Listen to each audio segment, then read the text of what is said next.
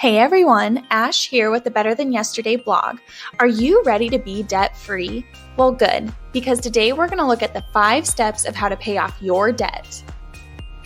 If you want to know how to pay off debt, you first need to understand why you need to pay off debt. Your biggest wealth-building tool is your income.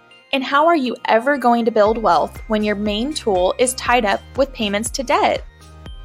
The obvious first step to paying off debt is you have to stop putting yourself in debt. That means cutting up and canceling all of your credit cards.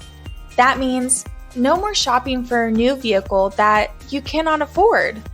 And that means quit rationalizing mortgage payments to get a house that you should not be living in. Stop putting yourself in debt. The second step is listing all of your debts from smallest to largest. So make your list and check it twice. Okay, so what is debt? Well, anytime you owe money to somebody else, that is debt. And yes, I even mean the money that you borrowed from a family member that they so sweetly said to not pay back. For step 2, we're only going to focus on non-mortgage debt. We'll save the mortgage debt for step 5. Once you have your debt list together, you need to put it in order from smallest to largest. Now that you have the roadmap laid out, we need to work on a game plan to get you to your goals. Building a budget is the best way to be intentional with your money and track every dollar of your income. Having a monthly budget shows you where all of your money goes before you even get paid. After you build your own monthly budget, you will see how much extra monthly income you have to put towards your goal. In this case, your goal is paying off debt. If you haven't heard of the debt snowball, you're about to get really familiar with it. You need to develop the behavior to pay off debt. Because you're in debt, that means that we have to help you get the mindset to pay off debt. To do that, you need to get motivated. And the best way to get motivated is with small wins. Paying off your smallest debt first gives you a small win and momentum to move on to your next debt, and then the next biggest debt, and so on. That momentum helps you develop the mindset to stay out of debt.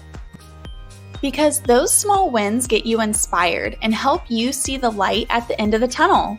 And that light at the end of the tunnel helps you picture a reality where you are debt-free, which helps you get further and further away from rationalizing that debt is an okay thing to live.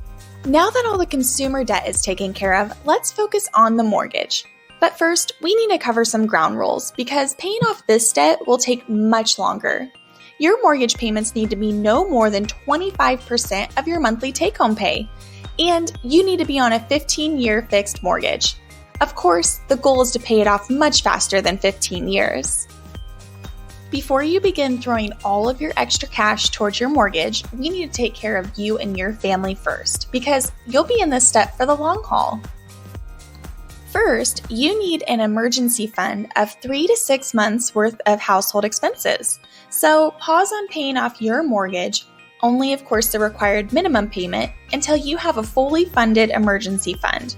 Second, you will want to rework your monthly budget to reflect your new goals, which are putting 15% of your income into retirement accounts and, if applicable, saving for children's college. Once you get those numbers calculated into your new monthly budget, then all the extra income will go towards paying off your mortgage early.